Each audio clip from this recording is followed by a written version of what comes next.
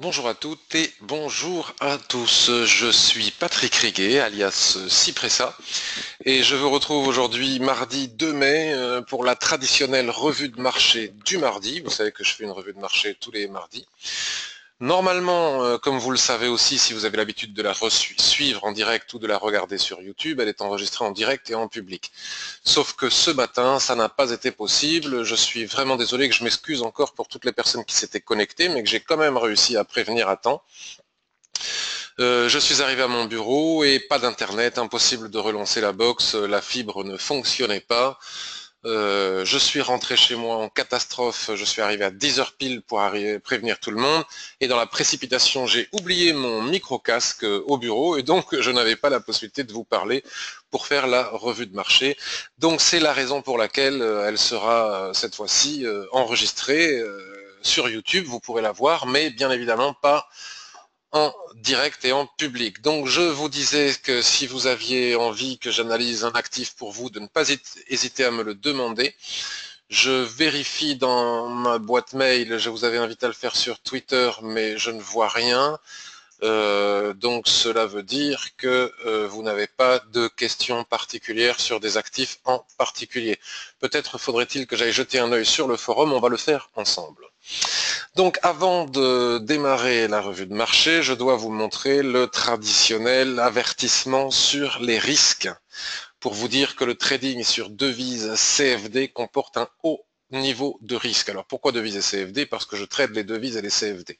Je ne suis pas un trader d'actions, en tout cas pas pour le moment, ça viendra peut-être.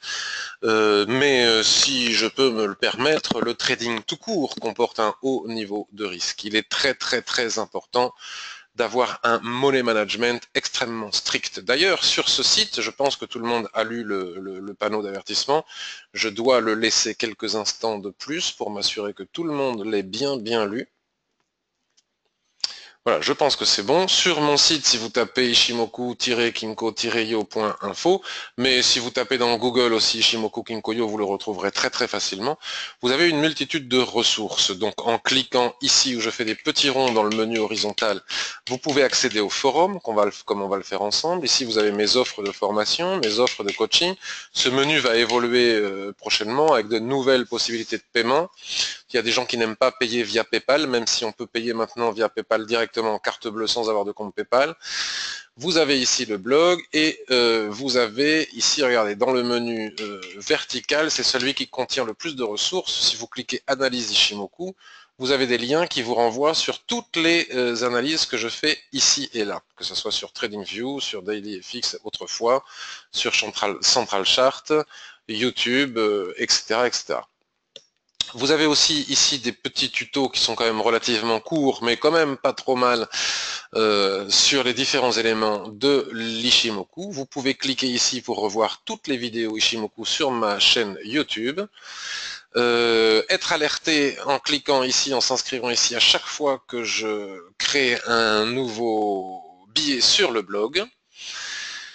Et donc, si l'on se rend sur le forum, alors sur la chaîne YouTube, j'ai expliqué aussi comment participer aux cellules de veille. Donc vous voyez, là je vais me connecter sur le forum. Tac, il faut être inscrit et connecté pour pouvoir accéder aux cellules de veille. Et aujourd'hui, j'ai déposé une alerte dans la cellule de veille concernant mon trade AUD-USD. Donc là, je vais regarder ici, vous voyez, voir les sujets actifs, voir s'il n'y a pas des questions. Alors, vente possible en H1, ça c'est le 1er mai, donc c'est pas une question qui a été posée aujourd'hui, très bien. Donc aujourd'hui, en temps réel, dans la cellule de veille, j'ai déposé une alerte AUD-USD consistant à vendre l'AUD-USD, donc on va en revenir puisqu'elle fait suite au plan que nous avions établi déjà la semaine dernière. Donc j'en profite aussi pour vous dire que lorsque je construis des plans de trading ou lorsque je mets des alertes dans la cellule de veille, comme c'est écrit ici, le but n'est pas de donner des signaux, je ne donne pas de signaux. Si je donnais des signaux, peut-être que je le ferai un jour, je ferai payer pour ce service comme le font les fournisseurs de signaux. Moi, je ne fais pas payer Je ne fais rien payer du tout si ce n'est ma formation à un prix extrêmement modeste de 295 euros. Donc pourquoi est-ce que j'indique en temps réel ce que je fais? Parce que je suis formateur Ishimoku et je trouve qu'il est normal de montrer moi-même comment est-ce que j'utilise l'Ishimoku. C'est-à-dire que je ne vais pas vous vendre une formation pour vous dire ensuite, regardez mes trades après coup. Donc en temps réel, en utilisant Ishimoku, j'indique ce que je fais, comme j'ai fait ce matin à 10h35, où j'indique en temps réel que je suis entré en position sur l'AUD USD. Vous voyez, j'étais à moins 0,4 pips au moment où je suis entré en position. Donc cela, on va y revenir dans quelques instants. Donc nous allons maintenant aller sur TradingView. J'ai une autre petite difficulté, c'est que tous mes graphiques mes dispositions ont été perdues, je les ai mal enregistrés, et donc je me rappelle pas exactement tous les tracés que j'avais fait la semaine dernière, et je n'ai pas eu le temps, contrairement à ce que j'avais promis, de lister les opportunités de trading sur le forum, tel que je le fais habituellement, mais là je vais le faire, c'est sûr. Cependant, nous avions comme opportunité de trading la semaine dernière. En live, je vous avais dit, si vous avez suivi la vidéo, que j'étais rentré en position, à la fin, j'ai établi le plan de trading avec vous, et à la fin du plan de trading, j'ai indiqué que j'entrais à la vente sur le NZD Yen, et le NZD Yen a atteint la moitié de la cible que je visais. Je suis sorti parce c'était le soir, et que je ne voulais pas rester en intraday, en overtrading, désolé, en overnight avec cette position, et le trade a été, la moitié de la position a été gagnée. USD Yen, donc si on va les réanalyser, mais USD GPI, le plan de trading que j'avais établi la semaine dernière a atteint son objectif, bien au-delà de son objectif d'ailleurs. Donc sur tous les plans de trading que nous avions établis la semaine dernière, un plan de trading a été gagné, l'USD Yen, un autre a atteint la moitié de son objectif, aucun n'a été perdu, puisque de toute manière, les autres n'ont pas été déclenchés. Donc nous avions la semaine dernière la possibilité de faire 2 trades, et ils ont été gagnés, soit entièrement pour l'un, l'USD Yen, soit pour moitié le NZD Yen. Et vous savez, c'est très important pour moi de vous rappeler qu'il n'est pas nécessaire de beaucoup trader en intraday pour gagner de l'argent. Moins on trade, mieux on gagne, plus on gagne, puisqu'on entre sur des positions à haute probabilité de réussite. Des positions à haute probabilité de réussite, il n'y en a pas plusieurs fois par jour, ce n'est pas vrai. Donc si on entre plusieurs fois en position par jour, on prend des risques inconsidérés et il est probable que l'on perde son argent. Revenons maintenant sur AUD USD.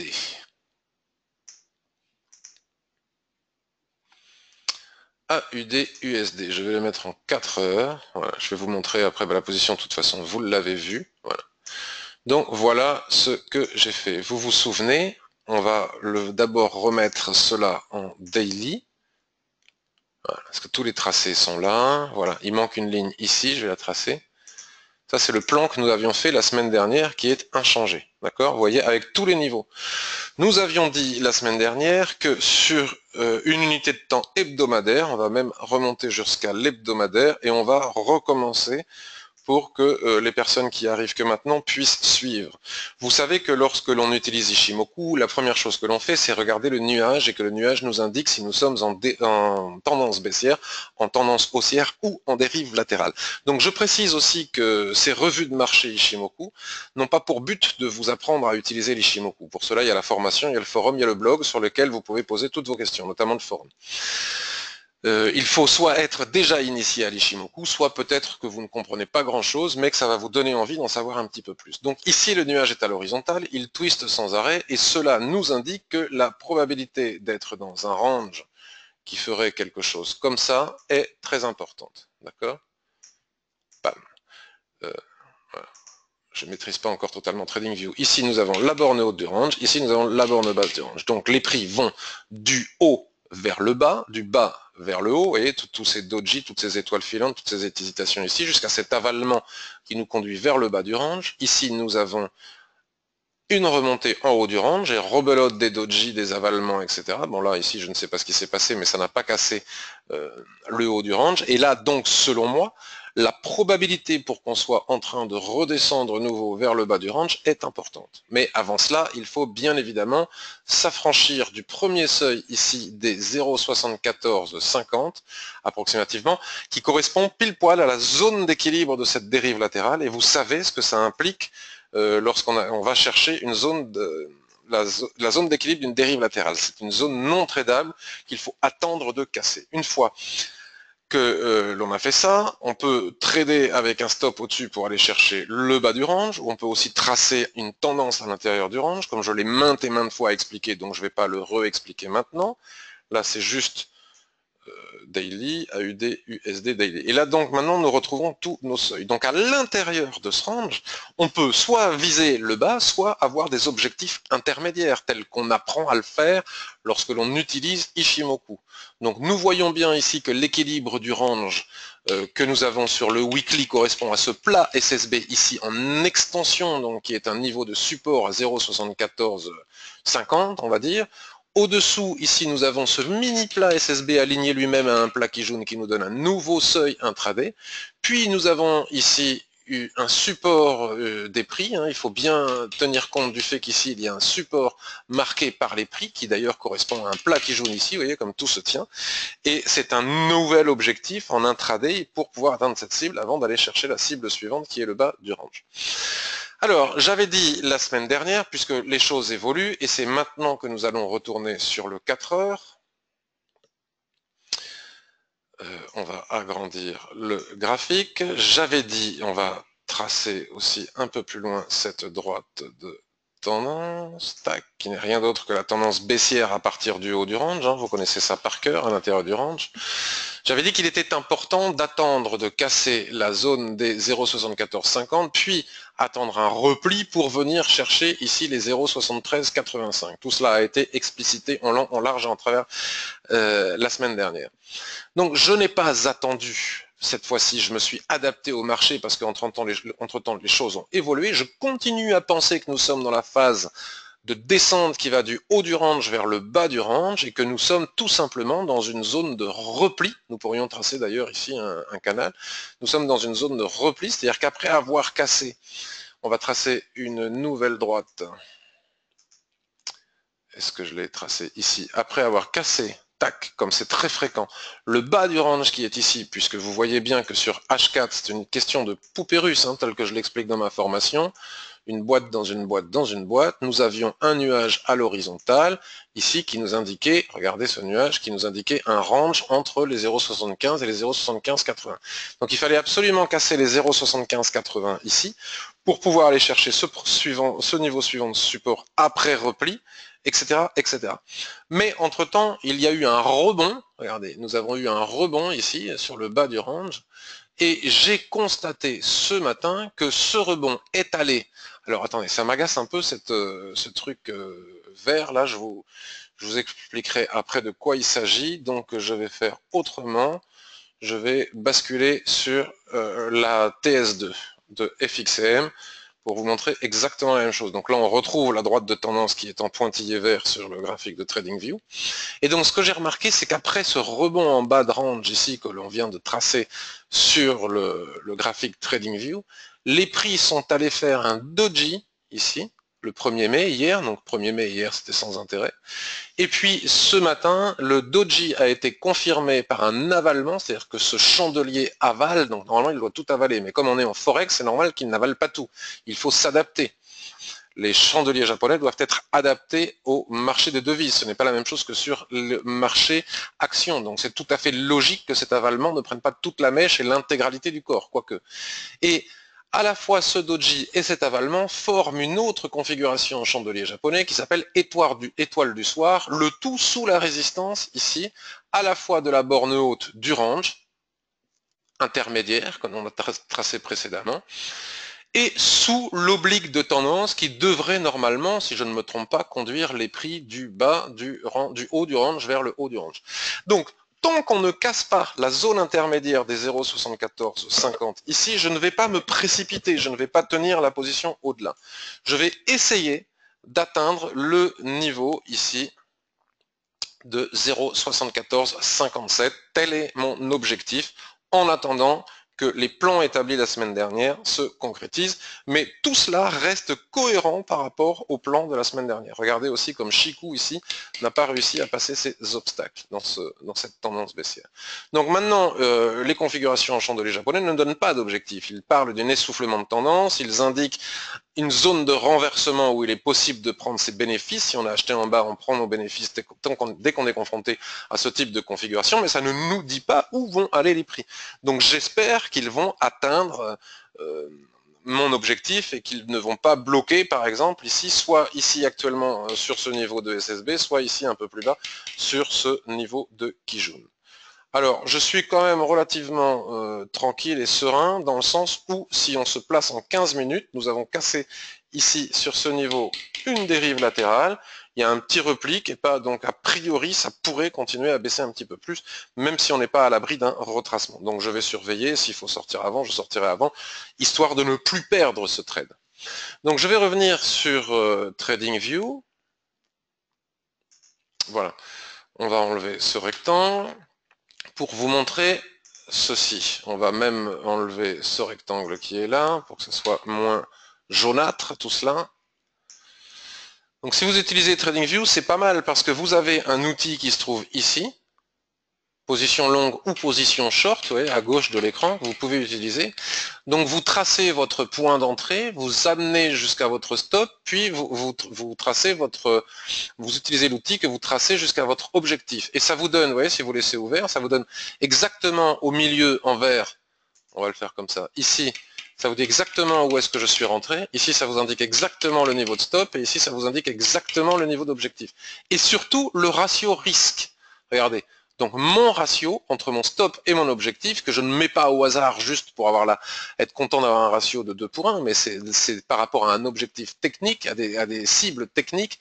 Donc là ici le stop c'est au-dessus de la mèche du doji et au-dessus de la droite de tendance, et l'objectif c'est pile poil avant le bas du range que je vous ai indiqué. Et le tout fait que j'ai un ratio de 2 pour 1. Si je n'avais pas eu ce ratio de 2 pour 1, je ne serais pas entré en position, puisque, comme vous le savez, le respect du ratio, c'est absolument indispensable pour espérer durer en trading. Par exemple, si on tape ici dans le moteur de recherche de mon site Money Management,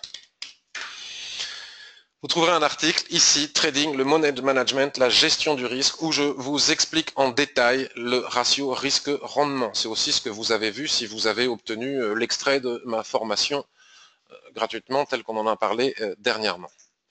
Voilà pour l'AUD-USD. Donc le plan de long terme n'a pas changé, le plan de court terme est celui que je suis en train de vous montrer actuellement et que j'ai indiqué donc en temps réel à la fois sur Twitter et sur mon blog. Donc nous allons aller regarder maintenant d'autres actifs, comme par exemple, nous pourrions aller jeter un œil, puisque c'est une des paires les plus tradées, si ce n'est la plus tradée, l'euro-USD. Donc ici nous avons un euro-USD en 4 heures, on va enlever ici pour que ce soit plus lisible.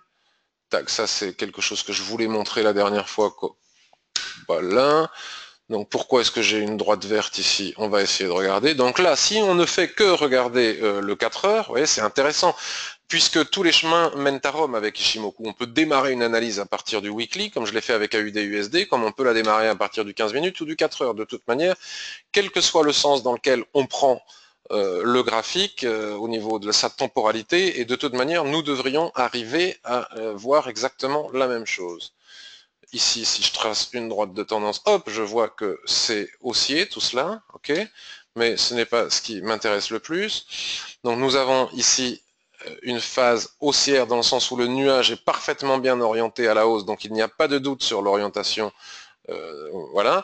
Et nous sommes arrivés après l'élection de dimanche dernier, nous sommes arrivés ici à un top à 1,0950 et depuis le marché stagne à l'intérieur de cette très petite dérive latérale. Par contre, les chandeliers japonais, puisqu'on parle aussi de chandeliers japonais, ne sont pas beaux du tout. On pourrait considérer que c'est une configuration en haute vague, ce qui est une configuration de forte hésitation, pour ne pas dire de retournement. Donc, tant que les prix ne parviennent pas à casser les plus hauts ici à 1,0950, je ne pense qu'il n'est pas nécessaire d'envisager le moindre achat, même si ici il stagne sur la Kijun-sen. D'autant plus que nous avons ici la zone de gap, regardez le gap qui est ici, qui est très important. Donc nous pourrions tracer par exemple un rectangle entre la borne haute du gap et les derniers plus hauts post-élection de Macron. Attends, excusez-moi, j'aime pas ce jaune pétard. Donc je vais... on va faire un jaune plus... Voilà. Plus pastel. Et donc ici, il y avait une ligne, je ne sais pas ce que c'est, mais on va la retrouver plus ou moins, enfin plus tard en analysant d'autres graphiques. Donc tant qu'on ne casse pas ici à la hausse, je ne pense qu'il n'y a pas de raison d'envisager de plan d'achat. Et si jamais on venait à casser ici la borne haute du gap qui est ici, nous irions très probablement chercher la borne basse du gap qui est ici, borne haute du gap, borne basse du gap qui est ici, et qui correspond, regardez comme Ishimoku est bien fait, à la fois une extension de SSB ici et sur le nuage futur, c'est-à-dire la SSB projetée 26 périodes en avance. Donc tout cela est très bien fait. Donc une cassure ici, selon moi, engendrerait probablement, puisque le marché en général, les gens vont chercher la même chose, une cassure des 1,0842 engendrerait probablement un objectif à 1,0780 qui pourrait être utilisé pour des achats et aller chercher de nouveaux plus hauts. Puisque, souvenez-vous ce que nous avions dit la semaine dernière, et ça n'a pas changé, je pense qu'il est fort probable que les prix viennent chercher, et c'est là où on retrouve la ligne verte dont je ne me souvenais plus de quoi il s'agissait. Vous voyez, on va tout enlever. On va enlever ici, tout nettoyer. Voilà, donc nous avons ici notre rectangle. Donc ce chandelier n'est pas très beau, hein, en clôture mensuelle. La clôture mensuelle n'est pas très très belle. Donc je disais la dernière fois, on va l'enlever aussi. On va même carrément enlever toutes les lignes pour bien comprendre quel est le plan de trading que j'attends sur l'euro USD. Je ne vois pas pourquoi. Après avoir chuté comme ça jusqu'ici, les prix ne retraceraient pas jusqu'au niveau de 50% de Fibonacci, autrement dit le plat Kijun qui est ici, puisque nous savons que le plat Kijun est toujours égal. Alors les Fibonacci, voilà, tac, on prend le plus haut, on va chercher le plus bas ici. Alors c'est pas comme sur la thèse 2, faut que je... Hop, voilà. Et on voit bien que Kijun, ici, plat Kijun est égal à 50% de retracement de Fibonacci. Et ici et maintenant, alors attendez, il faudrait affiner, voilà, il faut que ça soit, je veux bien que ce soit parfait. Nous avons dépassé en clôture, vous voyez, c'est ce que j'attendais la semaine dernière, nous avons dépassé le niveau de 38,2 de Fibonacci. En général, quand on dépasse un niveau de Fibonacci, c'est pour aller chercher le suivant. Encore une fois, le marché, c'est pas très très malin, ça agit toujours de la même façon, et la masse, lorsqu'elle voit qu'on casse un niveau de Fibonacci, c'est pour aller le suivant. Quand on arrive au niveau de 50%, en général, on retrace sur le précédent pour éventuellement aller chercher le niveau de 100% de retracement de Fibonacci. Donc j'y crois, moi, à ce niveau de 50% de retracement de Fibonacci du mensuel qui correspond à 1,1030 sur le graphique. Maintenant, il ne suffit pas d'y croire et de le dire, puisque nous ne sommes pas que des analystes, nous sommes des traders. Donc comment est-ce que nous pouvons entrer en position ? Donc autant laisser les niveaux de Fibonacci, vous voyez, sur les graphiques en unité de temps inférieure. Donc là, je rebascule sur le H4. Nous avons ici le niveau de 38,2 de Fibonacci qui, comme par hasard, correspond approximativement à la borne haute du gap qui est ici. Donc tout appui sur ce niveau pourrait engendrer, tout retour sur ce niveau pourrait engendrer un objectif sur les 50%, ou tel que je le disais à l'instant, avant d'aller voir le mensuel, si ça casse ici le niveau des 1,0951, nous pourrions aller chercher les 1,1024 en intraday. Alors ça ne va pas être facile à mettre en place, puisque l'espace est très court, et il se peut que ça casse et que ça y aille directement. Donc dans ce cas-là, on ne pourra pas rentrer en position. Donc tout ça pour dire qu'il ne me semble pas que l'euro USD soit la paire la plus simple et facile à trader prochainement. Alors, si on a la chance d'être disponible au moment où ça casse, on peut toujours faire, c'est ce que j'avais fait il y a 2 semaines, rappelez-vous, avec je ne sais plus quel trade, je crois que c'était déjà l'euro USD, on peut avoir la chance d'être là au bon moment, au moment où ça se produit. Par exemple, sur du 15 minutes, si vous voyez que les prix ici sur du 15 minutes, ils cassent, alors ça c'est bien évidemment en dehors de tout discours de banque centrale ou de statistiques importantes comme le NFP à venir, par exemple, vendredi prochain, me semble-t-il. Si on casse ici en 15 minutes, toutes les lignes de l'Ichimoku vont remonter. Donc on attend un pullback sur les lignes de l'Ichimoku, et à ce moment-là, on peut envisager d'entrer en position avec un stop sous la Kijun, par exemple, et viser le niveau de 50% mensuel qui est ici. Ça peut faire un très joli trade intraday. Voilà pour l'euro USD. Donc je vais me le noter. On a donc AUD USD qui est en cours en intraday, mais qui a aussi un plan de plus long terme, qui est le même que celui de la semaine dernière, et euro USD, 50%, je le note pour le mettre après sur le forum, Kijun mensuel. Kijun mensuel. Parfait. Alors, qu'est-ce que nous pourrions aller voir d'autre comme actif? Nous pourrions aller voir, par exemple, USD JPI. Alors, je pourrais aller voir des choses que j'aurais étudiées, mais je n'ai pas eu le temps avec mon problème d'internet ce matin, j'ai pas eu le temps de préparer ma revue de marché, je ne l'ai pas préparée non plus avant de la démarrer là maintenant, et je ne l'ai pas regardée depuis vendredi et jeudi dernier, puisque pendant tout le week-end du 1er mai, j'ai à peine ouvert les graphiques, donc je ne sais pas trop où on en est.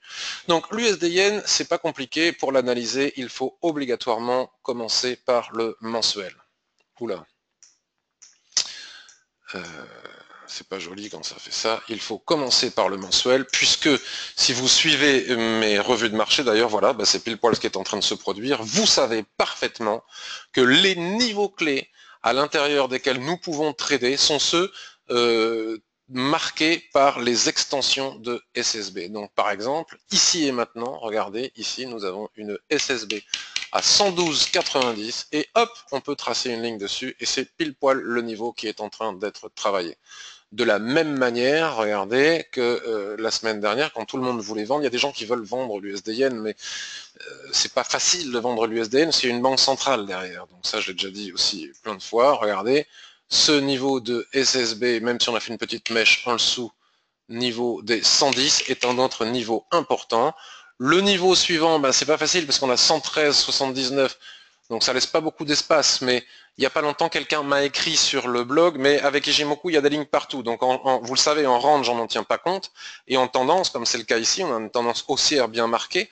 Il faut bien évidemment en tenir compte. Donc, les espaces, quand il n'y a pas d'espace, c'est simplement qu'Ichimoku nous empêche de perdre. Mais un tout petit espace sur du mensuel est un espace bien suffisamment important pour pouvoir le trader sur des unités de temps supérieures. Puis ensuite, nous aurons, si je ne me trompe pas, je vais peut-être un peu trop vite, mais je vous laisserai regarder par vous-même pour pas être trop vite, un niveau important ici, je prends même le petit angle de SSB qui est ici, à 117 et des poussières. Et comme vous pouvez le regarder, tous ces niveaux sont des niveaux parfaitement bien, regardez, parfaitement bien respectés par le marché, ce qui prouve bien que les traders utilisent Ichimoku, puisque si ça marche, c'est que tout le monde voit la même chose au bon moment.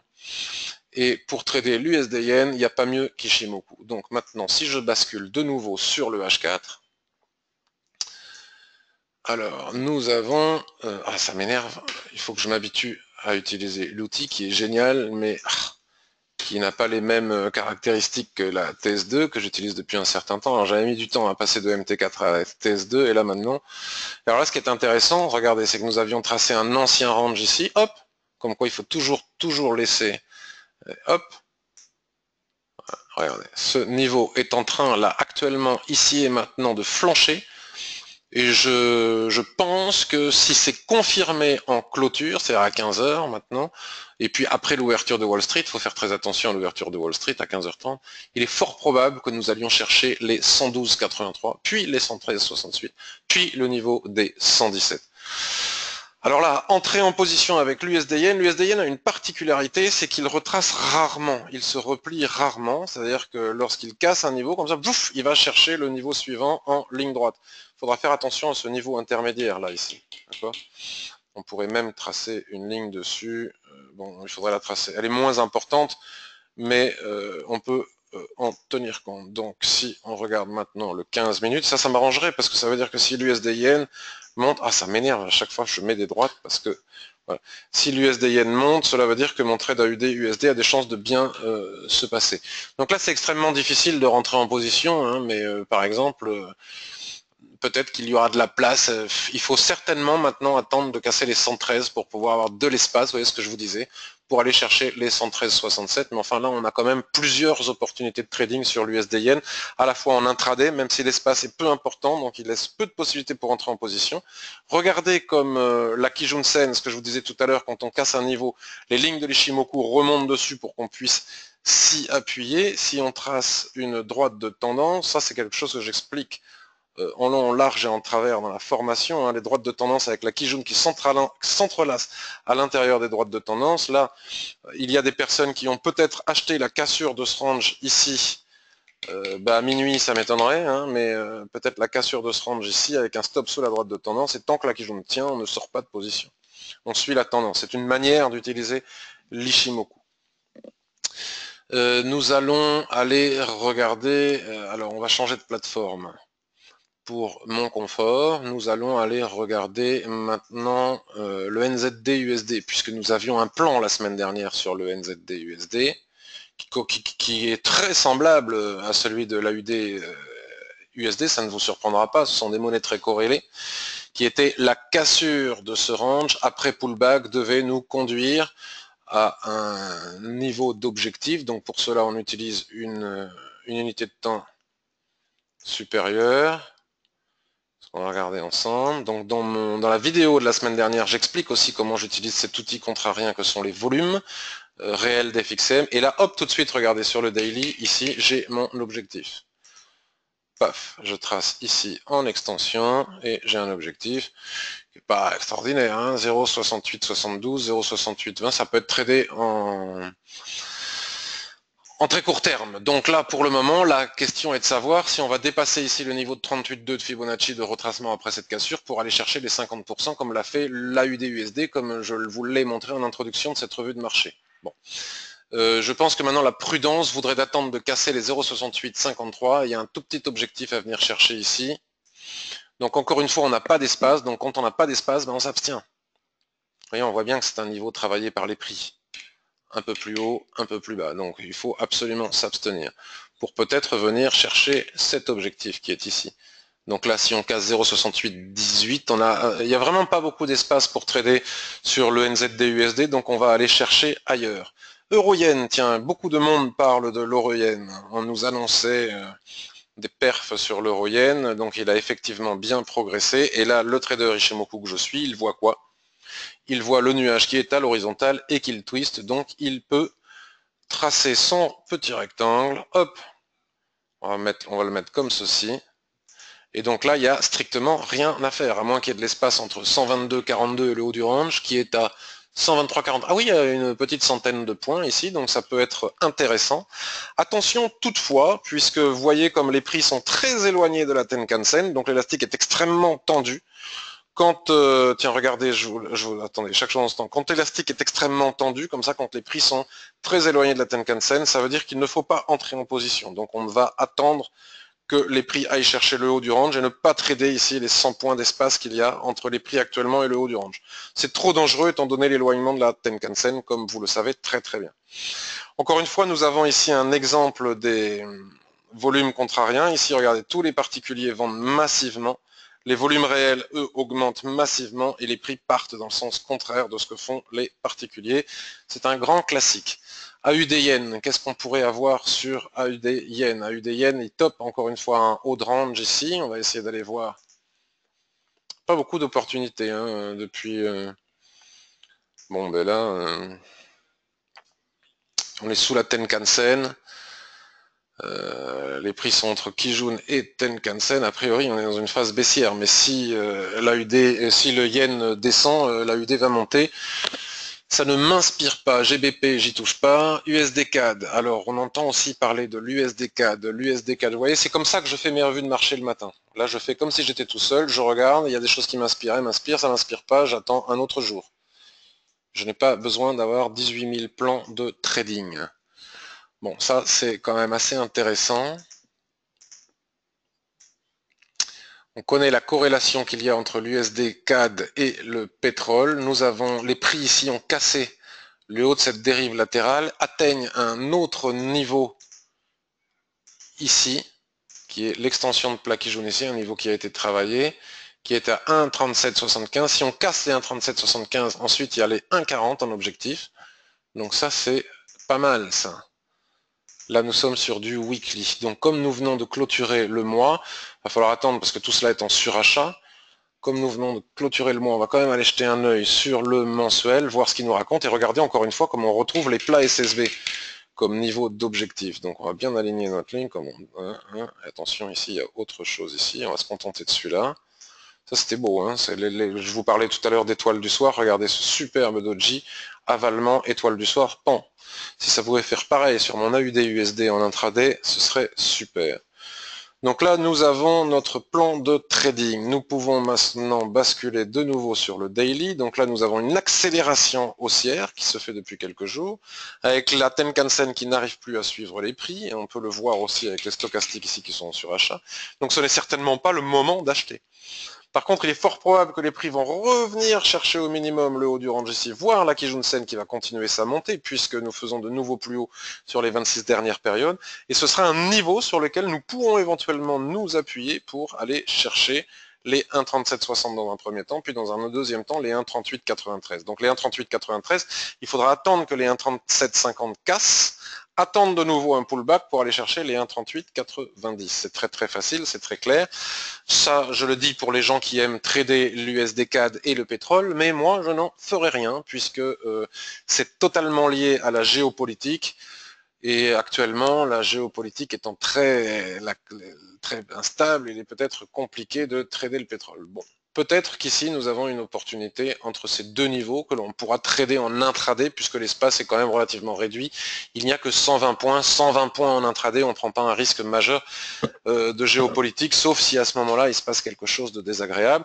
Regardez une fois de plus les volumes.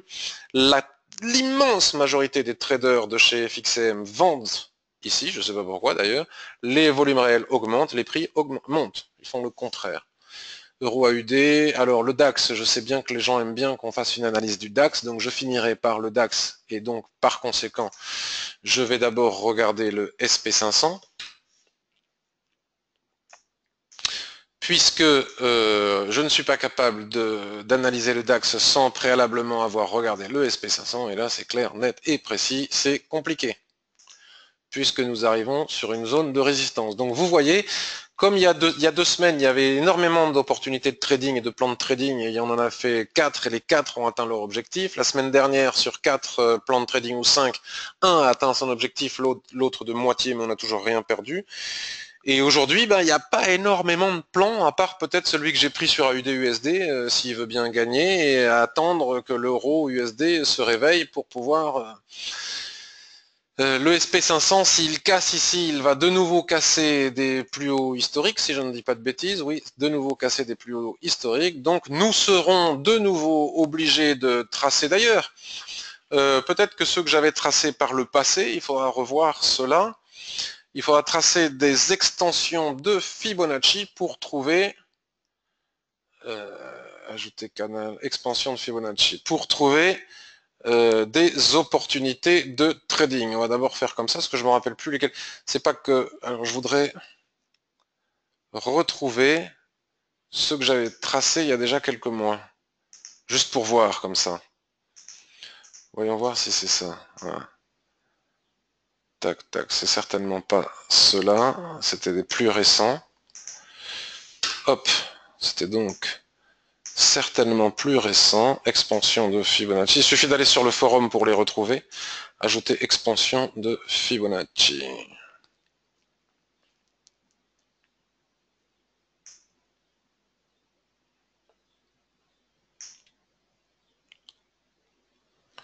Attention, parce que quand on appuie sur le bouton, il se décale un peu. Parfois. Voilà.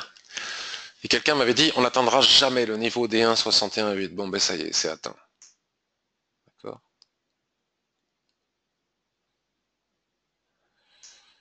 Maintenant, il faut tracer de nouvelles extensions de Fibonacci pour trouver des objectifs. Il faudrait que j'aille voir sur le forum, parce que je sais plus, c'est peut-être encore plus, elles étaient parfaites. Les seuils étaient respectés les uns après les autres. Donc là, il va suffire, une fois de plus, bon, mais là, c'est pas évident, hein, de trouver une jambe de hausse. Alors, on en a une ici, mais elle est un petit peu... ajouter extension de Fibonacci.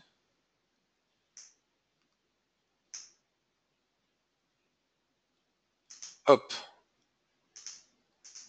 voilà. Bon, j'y crois pas énormément parce que c'est sur du trop court terme. Puis depuis, il n'y a plus de... Voilà. Ici, il n'y a plus vraiment eu de mouvement baissier, il n'y a que de la hausse, que de la hausse, que de la hausse. Donc on pourrait atteindre les 2400, puis ensuite les 2475, mais j'irai voir sur le forum, et je vous invite à aller voir sur le forum les dernières analyses du SP500. Il y avait des extensions de Fibonacci qui étaient très très très pertinentes, que l'on peut garder en rajoutant les niveaux suivants, à mon avis, pour pouvoir trouver des objectifs. Mais tant que ce n'est pas fait, ce n'est pas fait. Donc après, il suffit d'aller en H4 comme ça, mais enfin c'est très dangereux. Donc si vous êtes chez un broker qui propose des stop garanties, c'est pas mal. Mais si vous êtes chez un broker, chez FXM par exemple comme moi, qui ne propose pas de stop garantie, c'est un peu périlleux parce qu'à tout moment, ça peut basculer violemment et on pourrait perdre le trade et subir un phénomène de slippage, de manque de liquidité, que nos stops ne soient pas exécutés. Donc je suis très très méfiant aussi bien à l'achat qu'à la vente. Bon, à la vente, ça fait des semaines et des semaines et des semaines et des semaines que je dis qu'il ne faut pas vendre, que c'est pas baissier et que chercher le point haut est un suicide. Donc nous en avons une nouvelle preuve en ce moment. J'ai une pensée pour tous les gens qui n'arrêtent pas de vendre le soi-disant point haut. Leur compte de trading doit avoir un petit peu mal. Je dis ça avec toute gentillesse. Hein. Donc si on casse ici les 2400, nous avons un objectif à 2416. Bon, il y a 2400 avant. Donc le DAX va suivre forcément. Donc le DAX, si on le met sur du daily, voilà. Bon, ben là, nous avons un magnifique mât avec un drapeau haussier. Et vous voyez, le SP500 ne casse pas sa résistance, donc le DAX ne la casse pas non plus. Et voyons voir si nous avons des objectifs Ichimoku pour fixer nos cibles. Voilà, nous n'avons pas d'objectif Ichimoku, nous sommes sur des plus hauts historiques. Donc c'est pareil, il va falloir tracer des dessiner des retracements de Fibonacci, je vais nettoyer tout ça, pour éventuellement trouver des objectifs, mais attention aux achats sans stop garantie. C'est quand même très périlleux, parce que même si c'est très haussier, c'est extrêmement tendu. L'élastique est exagérément tendu. En tout cas, que ça nous plaise ou que ça nous plaise pas, c'est haussier. De là, le trader, bon, je préfère trader le Forex pour le moment.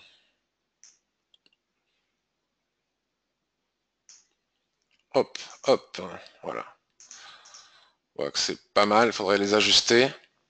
Les niveaux sont travaillés ici. Hop, le prochain objectif est à 12 693 selon moi. À bien retravailler les extensions de Fibonacci. Donc je résume, Euro-USD, la Kijun mensuelle. Donc là, on va revenir à TradingView puisque nous avions fait Euro-USD. Euro-USD, Euro-USD, Euro-USD. Voilà. Tac. Bon, qu'est-ce que c'est que ce vert? Ouais, bon. Ah oui, c'est normal, c'était nos Fibonacci. D'accord? Donc en 15 minutes, si on casse et que les prix se replient sur le niveau de cassure ou sur les lignes de l'Ichimoku qui vont monter, on peut atteindre le niveau de 50% de retracement de Fibonacci, si on casse ici, tracé sur le mensuel. AUD, USD. AUD, USD. Voilà, nous avons notre objectif, etc., tel que nous l'avons tracé. Mon objectif est ici, et par la suite, mince, on va l'enlever ça, par la suite, une fois que si le niveau de 0,7450 casse, nous avons un niveau à 0,7450 ici, pardon, 0,7476, 0,7450, puis 0,7390, on va dire 0,74 le chiffre rond. USD Yen tradé entre les SSB du mensuel. USD CAD, nous avons vu un objectif aussi, mais attention, c'est très sensible à la géopolitique, et les indices qui continuent à être haussiers et qui pourraient continuer à battre des records, mais attention, l'élastique est aussi très tendu. Donc il n'y a pas énormément d'opportunités de trading là, ici, maintenant, tout de suite. En même temps, c'est normal, on sort d'un long week-end, mais c'est pas impossible qu'il y en ait dans la semaine, auquel cas, s'il devait y en avoir, je les annoncerai sur le forum et notamment dans la cellule de veille telle que je viens de vous le montrer. Donc je vous souhaite une excellentissime journée. Je m'excuse encore pour les problèmes techniques que j'ai subis ce matin, donc je me sens un peu seul en animant cette revue de marché puisque je préfère très très largement l'animer en direct en votre compagnie, c'est beaucoup plus convivial et répondre à vos questions. Ceci dit, je vous souhaite une excellente journée, une très très bonne semaine et je vous dis à bientôt sur le forum, sur Twitter, sur le blog et ailleurs. Bye bye.